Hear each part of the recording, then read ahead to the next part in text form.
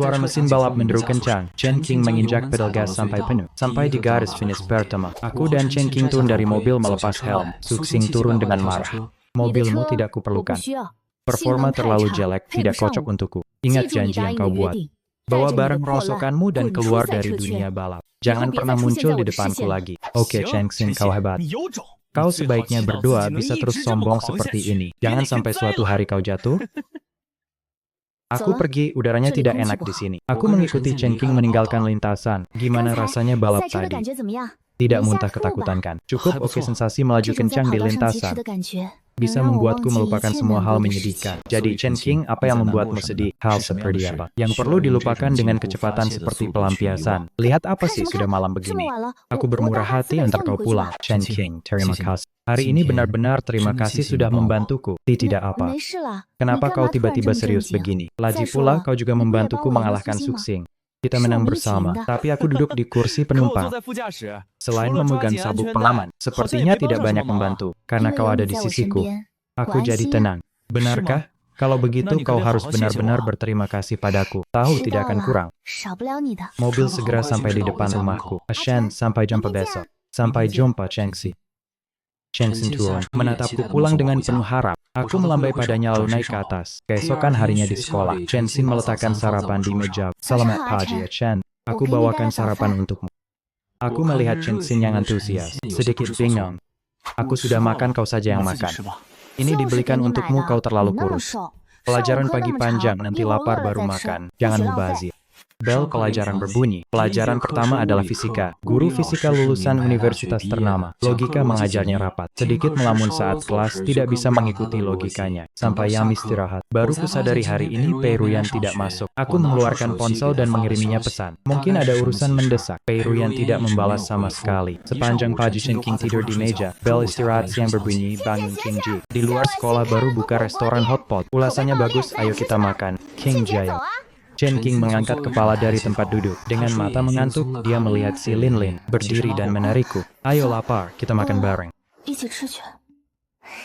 Chen Qing memang tokoh terkenal di kampus. Ditambah aku juga cukup tampan. Kami bertiga berjalan beriringan, segera menjadi pemandangan indah di sekolah. Saat itu, aku melihat sesosok familiar berjalan dari jauh. Itu Pei Ruyan. Rambut panjang Pei Ruyan tergerai di bahu, matanya sedikit merah. Dia juga melihatku dan Chen Qing di sampingku. Lalu dia mengalihkan pandangan, melewati kau. Instingku mengatakan, Pei Ruyan pasti mengalami sesuatu. Kalian saja pergi, aku tidak ikut. Setelah bilang ke Chen Qing dan yang lain, aku bersiap berbalik pergi. Berhenti, kau mau cari Pei Ruyan kan? Kalian makan saja, jangan pedulikan aku. Aku lihat dia kenapa. Kalau kau pergi cari dia sekarang, jangan kembali lagi menemuiku. Matanya memerah, menatapku lurus. Mau memaksaku lagi. Di hatiku terlintas masa lalu Chen Qing yang egois. Lain kali saya, aku tidak menghiraukan ancaman Chen Qing. Setelah bicara, aku berbalik ke arah Pei Ruyan di belakang. King Ji, tidak apa, kita berdua saja. Tanpa sikapku ini, aku malah lebih bebas. Pikir apa saja. Pei Ruyan, kau baik-baik saja. Apakah terjadi sesuatu? Pei Ruyan. Pei Ruyan, wajahmu kenapa? Tidak apa. Hanya sedikit tidak enak badan, demam ringan. Izin ambil obat. Aku lihat pesan yang kau kirim. Terima kasih. Chen, aku melihat pipi kanannya yang bengkak. Di atasnya samar ada bekas tamparan merah. Kau baik-baik saja, syukurlah. Ayo, sudah hampir siang. Aku ajak kau makan. Mau makan apa? Aku meletakkan nampan di depan Pei Ruyan. Pei Ruyan menunduk setengah, dengan tenang mengambil sumpit untuk makan. Ruyan, bagaimana pertimbanganmu soal usulan Paman Pei? Pei Ruyan mendengar kata-katanya, tidak mengangkat kepala. Tapi aku melihat dia spontan menggenggam sumpit lebih erat. Nah, pelajaran kemarin belum cukup. Itu kau, Song Ting. Apa yang kau lakukan pada Chen? Tidak apa, hanya membuatnya sadar akan kenyataan. Tahu posisinya sendiri. Akhir pekan ini ada pesta amal yang diadakan keluargaku. Ingat datang, aku ingin kau jadi pasangan dan saku yang tercantik. Sedangkan si kampungan ini kau juga boleh datang. Lagi pula, setelah melihat lumpur, baru tahu betapa tingginya awan. Lihatlah apa itu kemuliaan sejati. Dan perbedaannya dengan orang rendahan sepertimu. Chen, jangan dengar omong kosongnya. Dia memang begitu, bicara sembarangan. Dia mengancammu kan? Bukan begitu, aku Pei Ruyan. Akhir pekan ini aku pergi denganmu. Chen, aku tidak ingin kau terlalu rumit. Kau akan rugi, tenang saja, tidak apa. Tidak bisa biarkan kau sendirian menghadapi serigala-serigala itu. Lalu dia mengangkat kepala menatapku. Wajah yang tadinya sedih menunjukkan senyum leak. Setelah istirahat siang, Percy Chen King Kozong Tears. Aku meneleponnya mencoba menghubungi. Aku terus menelepon tapi tak kunjung diangkat. Aku akhirnya berhenti mempedulikannya. Karena aku tahu, ada hal yang lebih penting untuk dilakukan sekarang. Sabtu malam, aku tiba di aula dansa klub pribadi sesuai janji. Pesta dansa yang disebut Songting adalah pesta investasi keluarga Chen. Pengusaha teknologi baru di kota. Di tengah pesta pasangan Chen, yang anggun dan dermawan selama puluhan tahun. Songting dan Song Nuo juga hadir. Mereka berpakaian rapi sambil memegang gelas anggur dan bersulang dengan saudari Pei dengan penuh sanjungan. Aku berkeliling di pesta dan melihat sosok yang familiar. Chen King memakai pakaian santai, duduk di sofa, memakan anggur satu persatu. Chen, kenapa kau di sini? Lalu dia melirik Pei Ruyan di lantai dansa dan mencibir. Kupikir juga, kau masuk karena Pei Ruyan kan? Kau sungguh gigih. Chen, kau mengejarnya sampai ke tempat seperti ini. Apa kau begitu tidak rela melepaskannya? Aku abaikan ejekannya dan bertanya pesan yang kukirim. Kenapa kau tak pernah membalasnya? Aku khawatir padamu, kenapa harus kubalas? Aku mau balas atau tidak itu hakku. Bukankah kita teman? Oh teman. Lalu teman macam apa? Teman biasa? Atau pakar? Aku hendak menjawab. Pei Ruyan datang menghampiri. Chen, kau datang. Aku mencarimu lama sekali, wah. Nona Pei, apa kali ini kau memilih pengganti? Atau kau pergi ke keluarga Song untuk menjilat? Atau keluarga Zhao, keluarga Wang, pilih sebanyak itu? Apa matamu cukup untuk melihat semuanya? Jangan sampai salah pilih. Chen, bisakah kau bicara dengan baik? Kenapa selalu begini?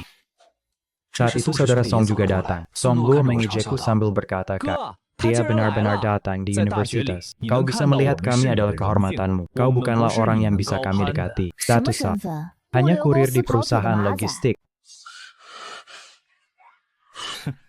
Jas palsu dari pasar Lok mana yang kau beli? Tahu tiruan merek custom mana? Berani kau pakai? Songting. Jangan keterlaluan. Ruyan, kenapa kau juga membelanya? Aku hanya membuatnya sadar akan kenyataan. Tahu siapa dirinya, jangan bermimpi. Siapa aku, apa statusku? Bukan urusan kalian untuk menilai. Setidaknya aku tak perlu menginjak orang lain. Atau bergantung pada orang lain untuk membuktikan diriku. Lihat itu Presiden Gruppen. Ya ampun, rumor itu benar. Ternyata dia seorang wanita. Kenapa dia tiba-tiba muncul di sini? Kedua saudara Song saling melotot, lalu berdesak-desakan ke kerumunan. Pei Ruyan menatapku dengan bingung. Kerumunan perlahan mendekati kami bertiga. Saat itu seorang wanita parubaya keluar dari kerumunan. Dia berjalan ke arahku lalu berhenti dan berkata padaku, ini teman sekelasmu di sekolah baru. Sepertinya. Kau menjalani kehidupan yang cukup berwarna di sekolah baru ini. Setelah bicara dia pergi. Di belakang, Chen Jing, Pei Ruyan, Song Ting, Song Nuo, dan para pebisnis, semua menatapku dengan pikiran masing-masing. Dalam hati aku berpikir, Song Ting, jangan berpikir. Kalau aku benar-benar tanpa latar belakang, bagaimana mungkin tiba-tiba pindah ke Sma Shangzhou yang kompetitif? Orang tuaku dulu adalah kebanggaan bisnis kota. Hidupku sebelum usia 4 tahun dilewati dengan penuh kasih sayang tanpa beban. Tapi kecelakaan mobil merenggut nyawa ayahku. Setelah itu ibuku menjadi penyendiri. Dia mencurahkan semua energinya untuk bisnis ayah. Setelah dewasa, aku sengaja pindah dari villa keluarga dan tinggal sendiri di luar. Lagi pula kehadiran ibu bagiku hanya sesuatu yang ada atau tidak ada. Setelah ibu pergi, Chen Shifu dengan entusiasme mendekatiku, mereka mendorong Pei Ruyan ke sisi. Chuan Jiang, kau dan Ruyan di sekolah adalah teman terbaik.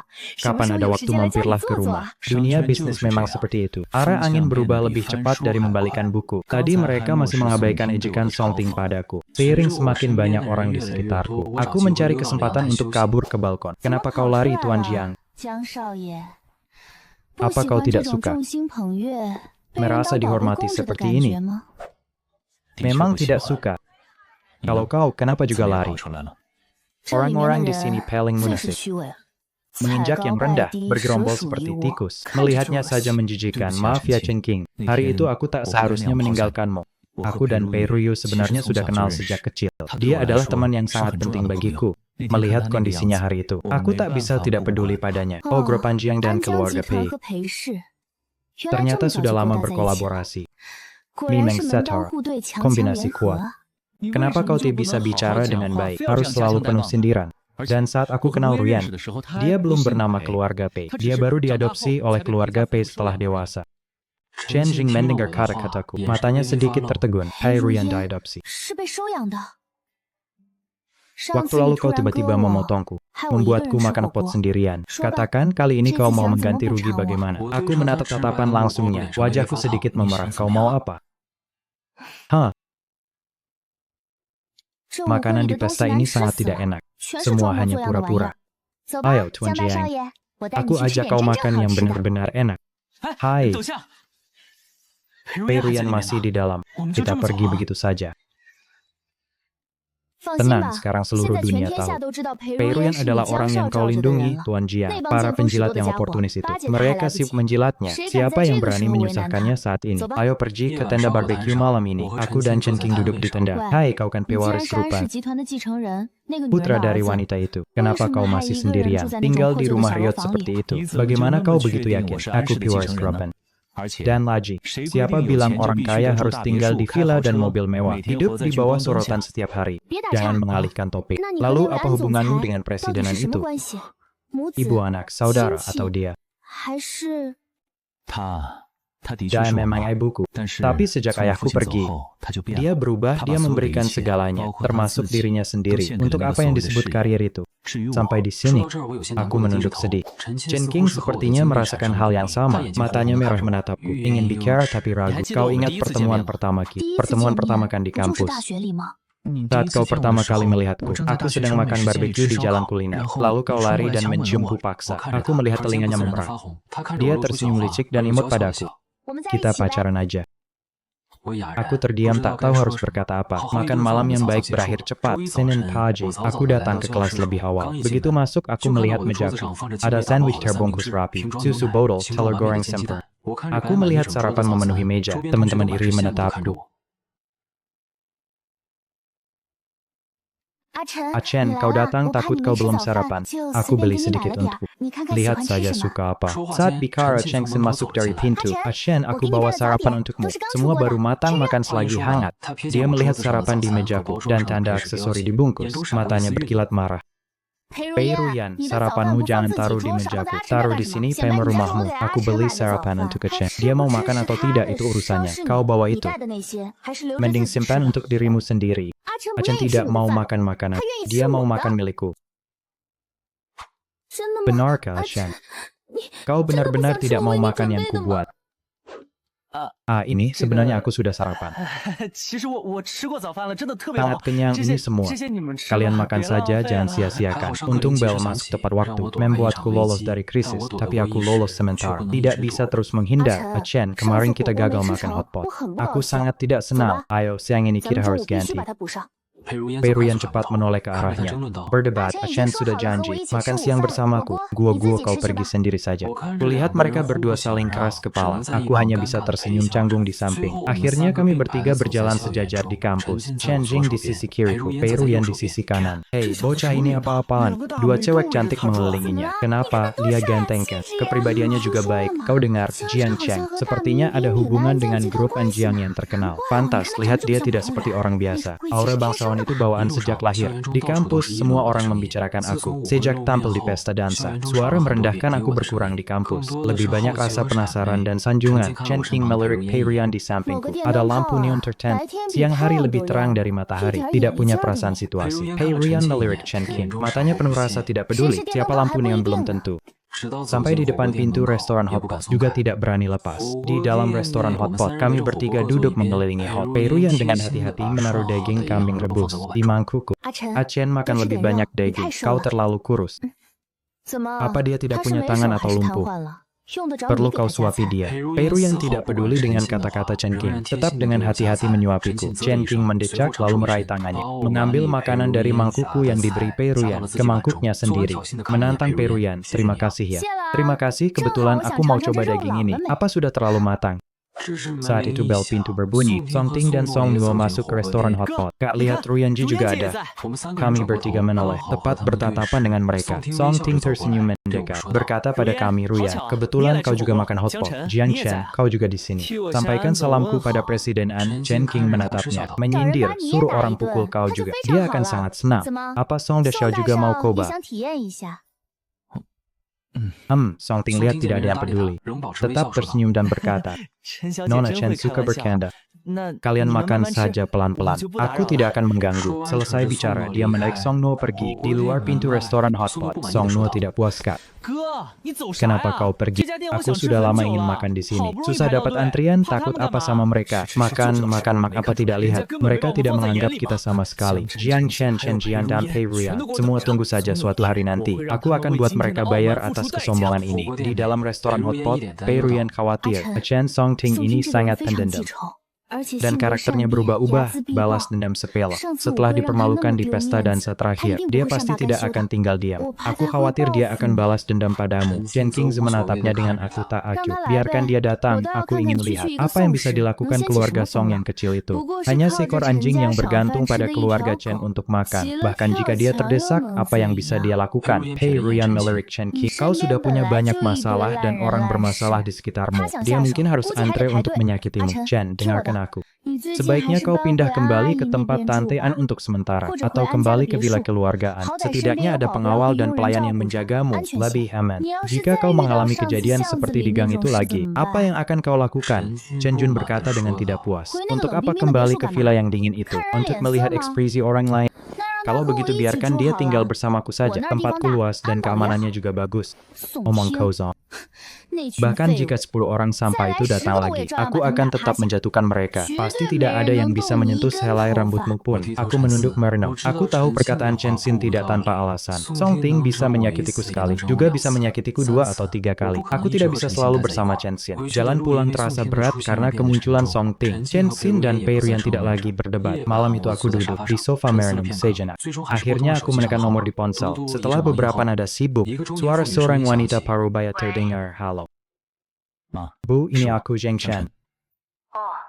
Ada urusan apa? Aku sibuk sekarang. Aku ingin tinggal di rumah tua beberapa hari. Boleh? Aku sedang dinas di kota B. Paman Jian juga ada urusan. Akhir-akhir ini tidak ada orang di rumah tua. Jika bukan urusan penting, jangan kembali dulu. Hanya merepotkan aku mendengar suara wanita dingin di telepon. Hatiku terasa pahit, aku menutup telepon. Aku melihat foto keluarga di album di sampingku, menghela napas. Saat itu, notifikasi muncul di ponsel dari Chen Qian. Besok siang ada balapan mobil di Jilingling. Chen temani aku menontonnya. Aku melihat layar obrolan ponsel, tersenyum manja. Perkataan Chen Qian tetap seperti biasa, tidak bisa dibantah. Aku membalasnya. Baik di arena balap. Si Lin Lin mengenakan baju balap yang keren. Dari jauh dia melambai ke arahku dan Pei Ruyan. Kalian akhirnya datang. Cepat, aku antar kalian lihat. Xiao Hai sudah datang. Sin ke sini. Wah, cowok ganteng juga datang mendukung kakak. King, lihat saja penampilan. Hari ini aku dan mobilku menyatu. Pasti bersama Xiao Hei akan memukau semua orang. Rai juara katanya. Dia mengelus mobil balap hitam keren itu. Aku mengikuti arah pandangannya. Aku tahu Xiao Hei adalah salah satu mobil favorit Chen Xin. Pantas saja dia mengajakku menonton balapan ini. Dia pasti sangat mementingkannya. Ini adalah pertandingan pembuktian si Lin Lin di arena balap. Juga pertandingan comeback Xiao Hei. Aku tidak minta yang lain. Hanya berharap mereka bisa menyelesaikan balapan dengan selamat. Lebih baik lagi jika bisa memukau semua orang. Aku menatapnya. Ya pasti. Xiao Hei dan Lin Lin tidak akan mengecewakanmu. Ya, pertandingan yang diadakan oleh Universitas Kota ini dengan partisipasi mahasiswa segera dimulai. Xiao Hei yang dikendarai si Lin Lin melesat cepat ke depan. Setengah babak pertama, si Lin Lin tetap di posisi key. Segera sampai di putaran terakhir, si Lin Lin menginjak gas lebih dalam. Dengan cepat menyalip posisi 2. Aku dan Chen Qing berteriak semangat bagus. Salip, salip. Sebentar lagi pertama. Tinggal sedikit. Segera pertama, Xiao Hei melewati tikungan. Tampaknya detik berikutnya akan menyalip yang pertama. Saat itu, mobil tidak terkendali melaju keluar lintasan. Boom. Sisi kanan Xiao Hei menabrak tepi lintasan. Asap hitam menyembur dari mobil. Api merah langsung melahap setengah bodi mobil. Lin Lin. Kami berlari cepat menuju si Lin Lin yang nasibnya belum diketahui. Lin. Di luar rumah sakit, aku dan Chen Jing menunggu dengan cemas di luar ruang gawat darurat. Setelah kecelakaan, manajer tempat parkir, Lao Li berkata, Nona Chen, Tuan Jiang, 2 hari sebelum kecelakaan, Tuan muda keluarga Suxing, datang ke tempat parkir. Katanya mau mengambil barang yang tertinggal, tapi dia di area perbaikan Xiao Hei, berkeliaran selama lebih dari 1 jam. Baru pergi titik buta kamera. Entah apa yang dia lakukan. Setelah mendengar perkataan Lao Li, mata Chen Jing memerah. Baik sekali. Suxing, kau tunggu saja. Ini belum selesai. Setelah operasi selesai, si Lin didorong keluar dari ruang perawatan. Kaki kanan dan lengan kanannya sementara diperbaiki dengan bidai. Meskipun kecelakaan tidak menyebabkan kerusakan besar, tapi lengan dan pahanya tergores jelas. Perlu istirahat untuk pemulihan. Aku dan Chen Jing melihat si Lin yang masih tertidur setelah operasi. Dia berkata dengan bersalah, Suxing sebenarnya ingin mencelakai aku. Aku meraih bahunya, menghiburnya. Dia pasti akan membayar harganya. Saluran keuangan kota A selalu menjadi saluran berita paling penting bagi perusahaan di kota, selalu menayangkan laporan keuangan terbaru kota. Hari itu, King, sebenarnya, kau tidak perlu repot-repot merawatku seperti ini. Dan Chen Jing memutar mata, memasukkan anggur ke mulutnya. Makan saja sudah cukup, jangan banyak bicara. Kami berdua tanpa sengaja melihat siaran TV dan saling suara berita TV terdengar tepat waktu. Hari ini berita utama keuangan kota, Suxing Pewers Group Su tadi malam. Dikepung polisi di suite presiden sebuah hotel bintang. Kamera beralih, Suxing panik menghindari kamera.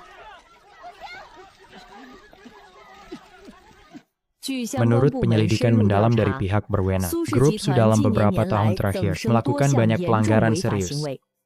Nilai pasar grup Su menguap dalam semalam. Banyak investor mengepung di bawah gedung grup Su untuk mempros. Si Lin melotot melihat berita. Anggur di mulutnya lupa dikunyah.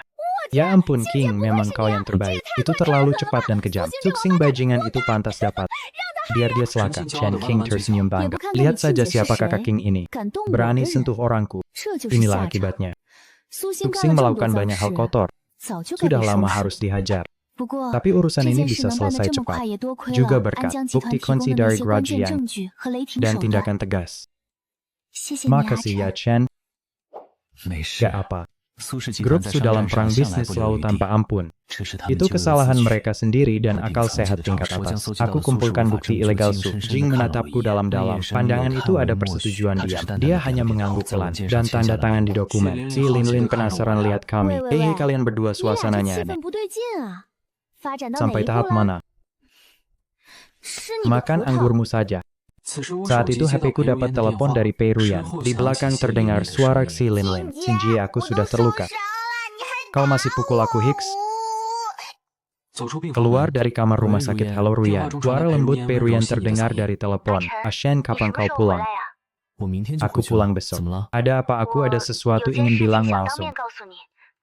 Tunggu besok pulang saja aku baru mau. Chen King keluar dari kamar rumah sakit. Dia rebut Heku dan lihat. Kontak langsung tutup telepon tanpa bicara. Dia bilang apa padamu? Apa mau panggil kau lagi? Oh, gak ada masalah besar. Oh, beneran gak ada. Lalu tadi muka seriusmu. Harus sembunyi untuk angkat telepon. Kalau gak bilang di sini saja. Di sini banyak orang. Bagaimana kau bisa? Oh, kau sebenarnya ingin. Aku hanya malu bilang. Setelah itu karena tempat umum, aku dorong dia pelan. Pei Ruyan bilang besok ada omongan. Apa urusannya dia? Cari Songting lalu cari kau. Bisnis terbesar grup Pei Karimanan Tubuh. Kau seperti Ruyanto bukan anak kandung Pei. Dia juga punya kesulitan. Si sama saya. Di kelas Park, aku lihat Pei Ruyan tanya Ruyan. Ada apa, cari aku apa? Siang ini kau datang ke atap. Aku ada omongan denganmu. Aku angguk padanya dari sudut mata. Lihat Chen King terus tahap kami.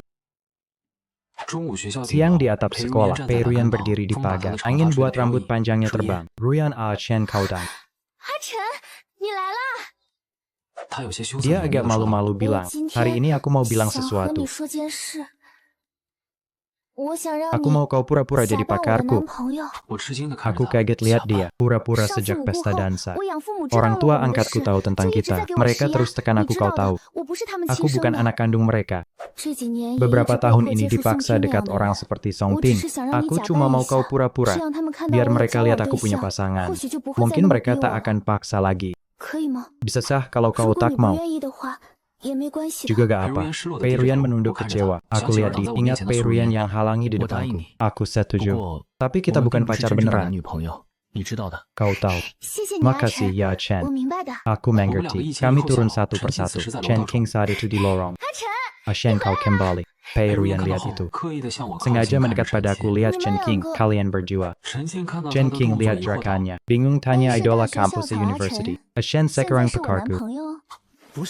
Bukan begitu, jangan bilang dia. Dia marah kalau tahu palsu. Pasti akan tersebar. Sampai ke orang tua angkatku. Mereka akan paksa aku lagi. Maka omongan kita tadi sia-sia. Aku dengar kata Peiruyan. Gigit Peiru. Akhirnya tak bilang tidak. Chen, kau beneran pacaran dengannya? Chen King lihat aksi Mezrakov. Matanya merah. Setelah itu dia lihatku dengan sedih. Lalu pergi. Aku rasa sesak di hati Chen King. Chen, akhir pekan jangan lupa ke rumahku. Pura-pura harus total. Peiruyan teriak dari belakang.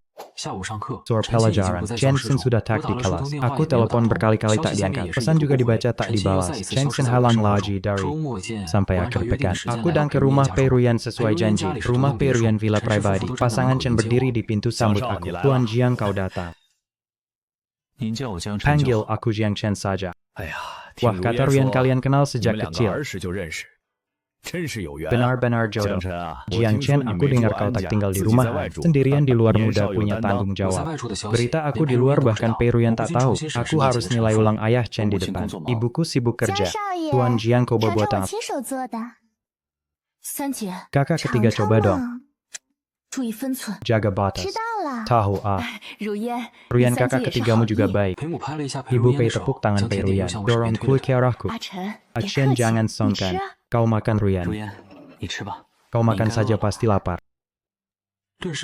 Ketika Ibu Pei dan wanita baju merah berubah muka, Peiruyan lihatku dengan syukur. Baiklah, karena semua sudah datang. Baiklah, mari kita mulai bicara serius. Jiang Chen, karena kalian saling mencintai, lebih baik urusan ini segera diputuskan. Paman, itu juga yang ingin kukatakan. Aku dan Ruyan sudah sepakat. Kami berencana kuliah ke Amerika setelah lulus SMA. Upacara pernikahan itu rumit. Tidak apa-apa menundanya sampai studi kami stabil di luar negeri. Itu juga keinginan ibuku. Dia pikir anak muda harus membangun karir dulu. Oh, karena itu usulan presidenan. Baiklah, ikuti saja keinginan kalian.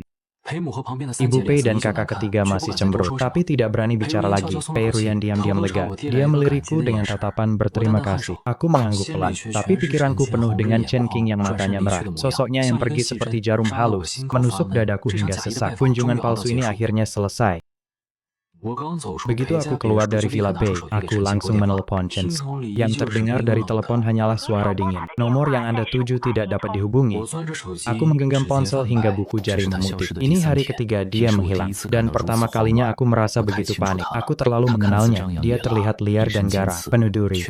Semua karena tekanan dari keluarga dinginnya. Aku salah satu dari sedikit orang yang bisa masuk ke hatinya. Tapi demi membantu Peiruyan, aku malah mendorongnya kembali ke kegelapan. Aku berjalan ke apartemennya dengan hafal, mengetuk pintu pelan. Chen King, ini aku, Jen. Jensen, aku tahu kau dengar. Aku dan Peiruyan tidak benar-benar bersama, semuanya palsu. Itu untuk membantunya menghadapi keluarganya. Aku tidak pernah berbohong padamu, tidak pernah. Pintu terbuka dengan bunyi klik. Chen King berdiri di ambang pintu, matanya bengkak merah seperti kenari. Dengan lingkaran hitam tebal di bawah mata, dia terlihat lebih kurus. Melihatnya, hatiku terasa perih. Palsu. Lalu kenapa kau tidak menjelaskan saat itu, Jiang Chen? Kupikir kau berbeda dari yang lain. Sejak kecil aku tidak pernah disayang. Ayahku hanya mendengarkan ibu tiri. Perempuan itu memperlakukan Peiruyan seperti harta dan menganggapku anak haram yang tidak berguna. Di universitas, aku bertemu denganmu hanya kamu yang tidak membenciku atau menjauhkanku. Aku mengusap air matanya dengan lembut. Ujung jariku menyentuh kulitnya yang hangat. Suaraku lembut tapi tidak gas. Maaf, Chengxi. Aku yang salah. Peiruyan adalah teman masa kecilku. Dia sekarang dipaksa menikah oleh ibu angkatnya. Tidak punya jalan keluar. Aku hanya berpura-pura jadi pacarnya untuk keluarganya. Aku tidak pernah menyukainya, apalagi berniat bersamanya. Di hatiku hanya ada dirimu seorang. Chen Xin, hanya kamu. Benar, 1000% benar. Aku menggenggam tangannya erat. Pertama kali di food court kota universitas, saat kau menciumku detak jantungku kacau. Lalu di kampus, kau selalu memusuhiku. Tapi pandanganku selalu tertuju padamu. Kau keras di mulut tapi selalu melindungiku. Peduli padaku, bahkan rela berkorban untukku. Chen King, sejak hari di food court itu, hatiku mulai berdebar. Aku mulai menyukaimu. Air mata Chen King mengalir lebih deras, tapi dia langsung memelukku. Memelukku, Air. Kamu tidak boleh bohong lagi. Jangan tinggalkan aku sendirian lagi. Aku janji tidak akan lagi. Aku menepuk punggungnya pelan. Beban di hatiku selama 3 hari akhirnya hilang. Apartemennya kecil tapi rapi. Dindingnya penuh poster balap. Di sudut ada helm. Semua menunjukkan kehidupannya yang bersemangat. Aku menemaninya duduk lama, sampai emosinya tenang, baru perlahan menjelaskan semuanya. Peruyan datang padaku, bilang dia diikuti, minta aku pura-pura jadi pacarnya. Tak lama kemudian bel pintu berbunyi. Aku buka pintu. Yang berdiri di luar adalah Peruyan. Dia membawa sekantong buah. Melihat Cheng Xin yang sudah tenang, dia maju dulu. Cheng Xin, maaf. Sebelumnya aku memanfaatkan Jiang Chen, sengaja membuat kesalahpahaman untuk menyakitimu. Maaf, sungguh. Hadapan Cheng Xin masih sedikit dingin, tapi tidak setajam dulu. Kau jelas harta berharga keluarga Pei. Kenapa harus minta maaf padaku yang tidak berguna ini? Peruyan tertawa pahit. Matanya lega, aku anak angkat. Aku lebih dari siapapun tahu rasanya numpang hidup. Aku lihat kau sangat peduli pada Jiang Chen. Aku tidak seharusnya menyakitimu dengan cara egois ini. Pada dasarnya kita sama-sama kekurangan kasih sayang. Tidak perlu saling menyulitkan. Cheng Xin diam sejenak, melihat tatapan tulus Peruyan. Akhirnya mengangguk pelan. Lupakan masa lalu. Semua kesalahpahaman di antara kami bertiga akhirnya terurai saat ini. Cheng Xin akhirnya mengerti. Aku tidak pernah memilih orang lain. Dari awal hingga akhir aku memilihnya. Kembali ke sekolah. Song Ting dan Song Nuo masih belum menyerah. Mencoba mempersulit kami dengan urusan keluarga. Tapi mereka tidak tahu. Setelah grup runtuh, keluarga Song kehilangan semua pendukung. Mereka sudah tidak berjaya lagi. Song Ting mencoba di camp menyebar gosip tentang aku dan Cheng Xin. Tapi si Lin Lin dan teman-teman langsung membongkarnya. Dia marah dan mau memukul. Malah ditangkap satpam dan dapat sanksi berat. Tak lama kemudian, rantai model grup Song putus total. Mereka dinyatakan bangkrut. Song Ting dan Song Nuo dari tuan muda kaya berubah menjadi orang miskin yang dijauhi semua orang. Akhirnya pindah dari Shangsao No More High School. Tidak pernah muncul lagi ibu tiri dan kakak ketiga. Melihat Peruyan dan aku dekat, juga tidak berani memaksanya menikah. Peruyan akhirnya bebas dari belenggu, fokus belajar, melangkah maju menuju impian. Yi Cheng kemudian datang menemui Chen Qing beberapa kali, ingin menebus kesalahan, tapi selalu ditolak mentah-mentah oleh Chen Qing. Sikap dingin selama bertahun-tahun itu tidak bisa dihapus hanya dengan beberapa permintaan maaf. Dia hanya menginginkan kehidupan tenang miliknya sendiri. Setelah luka si Lin Lin sembuh total, dia kembali ke balapan dengan bantuanku dan Chen Qing. Dia berlatih keras. Akhirnya juara di kejuaraan balap mahasiswa nasional, menjadi pembalap baru yang diperhatikan banyak orang. Aku juga akhirnya berdamai dengan ibuku. Dia mengurangi pekerjaan dan sering menemaniku. Kasih ibu yang hilang bertahun-tahun itu perlahan kembali padaku. Aku bukan lagi remaja kesepian, rendah diri, dan diintimidasi. Hari kelulusan universitas, bunga Phoenix di sekolah mekar sangat indah. Aku, Chen Qing, Peruyan, si Lin Lin berjalan berdampingan di kampus. Sinar matahari menembus dedaunan, menyinari tubuh, penuh kelembutan masa muda. Chen Qing bersandar di pundakku. Rambut merah tertiup angin, senyumnya cerah. Kita ambil ujian pascasarjana di kota yang sama. Aku akan selalu mengikutimu. Menyebalkan sekali. Ikut seumur hidup, jangan ingkar. Peruyan melihat kami. Matanya penuh restu, aku akan belajar sastra. Nanti akan menulis banyak cerita hangat. Adapun orang sepertiku, seperti kita yang pernah terluka, aku akan terus balapan. Juara nasional belum cukup. Aku mau juara dunia. Biarkan semua orang melihat kecepatanku. Semua penderitaan dan kegelapan sudah berlalu. Luka dan air mata yang pernah dialami, semua menjadi lencana pertumbuhan. Aku dan Chen Qing lulus ujian pascasarjana. Masuk sekolah yang sama, aku ambil jurusan keuangan. Perlahan mengambil alih bisnis ibu. Menjadi pengusaha muda yang mandiri, Chen Qing tidak menyerah pada balapan. Menjadi pembalap wanita termuda di dalam negeri, di arena balap. Dia tetap menjadi elang merah paling cemerlang. Peruyan kembali setelah studi, menjadi seorang penulis. Menulis cerita yang menyembuhkan hati. Suatu hari, setelah rapat proyek 3 jam, ponselku langsung muncul pesan dari Chen Qing. Malam ini ada pertandingan persahabatan di sirkuit pinggiran kota. Aku sudah siapkan kursi penonton khusus untukmu. Cepat datang, aku balas sambil tersenyum. Sejarah sampai, semoga pembalap Chen juara. Malam gelap, sirkuit terang benderang. Chen Qing sudah di samping mau melihatku, dia berlari kecil mendekat, sibuk kerja. Sampai lupa istri di sirkuit. Sesibuk apapun, aku takkan pernah absen di setiap pertandingan istriku. Gugup, sudah persiapan 3 bulan. Pada dasarnya pasti menang. Tinggal tunggu juara, pulang biar kamu rayakan. Menang kalah tidak penting. Keselamatan yang utama. Dia pakai helm menatapku melalui visor. Tenang, aku pasti selesai dengan aman dan pulang bersamamu. Mobil merah menyala membelah malam. Gerakan tegas dan cepat 20 menit kemudian. Pertandingan usai, Chen Qing menang juara dengan mantap. Dia buka helm, berlari cepat ke arahku. Matanya penuh kegembiraan. Istrimu hebat banget kan? Iya, selalu. Di mataku. Kau selalu yang paling cemerlang. Saat itu Peruyan berjalan pelan mendekat, sambil tersenyum. Selamat atas juaramu, Chen King untung masih sempat. Makasih, justru buku barumu laris besar. Lebih terkenal dari juaraku. Hanya menulis tentang pertumbuhan dan penyembuhan diri. Tidak sebanding dengan kalian. Satu mengejar angin di sirkuit, satu mendukung dari belakang. Ya, kita semua berhasil mempertahankan obsesi masa muda. Dan aku yang paling beruntung, berhasil menikahi orang yang kusukai sejak muda. Chen King menenggak tersenyum menatapku. Baiklah, ayo ke pasar malam. Suami traktir, rayakan juaraku. Mereka bertiga sepakat, pasar malam hangat dengan asap. Angin malam menghilangkan lelah di sela obrolan. Chen King bergumam, dulu semua orang menyerah padaku di saat paling sulit. Hanya kamu yang mendukungku tanpa syarat dari awal sampai akhir. Dan saat mengejar passion, kau sendiri sudah bersinar. Yang bisa kulakukan adalah melindungi cahaya itu. Waktu berlalu beberapa tahun. Aku dan Chen King mengakhiri hubungan panjang bertahun-tahun. Menikah tahun ketiga pernikahan. Putri kami Sui Sui lahir suatu akhir pekan. Pei Ruyan datang berkunjung. Chen King melihatnya, tersenyum bangkit menyambut. Pei Ruyan memberikan buku cerita bergambar baru untuk anak itu, untuk Sui Sui. Semoga hidupmu damai dan tanpa kekhawatiran. Hai kalian berdua. Selalu memanjakannya. Sheng bersandar di pundak, bergumam waktu berlalu cepat sekali. Dulu masih bingung tentang masa depan, berusaha keras membuktikan diri. Sekarang karir stabil, keluarga juga bahagia. Kalau final nasional bulan depan, persiapannya bagaimana? Ini pertandingan terpenting tahun ini. Kalau menang jadi juara tahunan. Aku sebenarnya agak gugup. Kamu dan Sui Sui datang ke sirkuit temani aku ya. Dengan kalian di sana, hatiku benar-benar tenang. Aku akan temani kamu sepenuhnya. Semua urusan perusahaan sudah kuatur. Semua demi final. Aku janji tidak akan absen. Suami terbaik. Pei Ruyan mengangguk setuju. Aku juga akan batalkan semua jadwal tanda tangan bulan depan. Datang langsung beri semangat. Dan aku akan menulis kisahmu mengejar mimpi ke dalam bukuku. Orang lain hanya lihat aku melintasi garis finish dengan gemilang. Hanya kalian yang lihat aku cedera saat latihan. Selalu memaafkan dan mendukungku sampai sekarang. Aku usap lembut rambutnya. Kekacauan dan air mata itu juga bagian dari dirimu. Aku selalu menjadi pendukungmu. Final tiba sesuai jadwal. Sirkuit penuh sesak. Mobil balap merah pertama melintasi garis finish. Tepuk tangan gemuruh. Sui Sui melambai keras berteriak. Pei Ruyan mengabadikan momen membara ini. Bergumam semangat takkan pernah pudar. Indah sekali ku tatap kekasihku yang bersinar di arena. Melihat sahabat dan anak-anak di sisiku. Hati terasa penuh dan sempurna. Dari muda bersama hingga tua tetap setia. Semua cinta mendapat balasan. Semua perjuangan berakhir bahagia.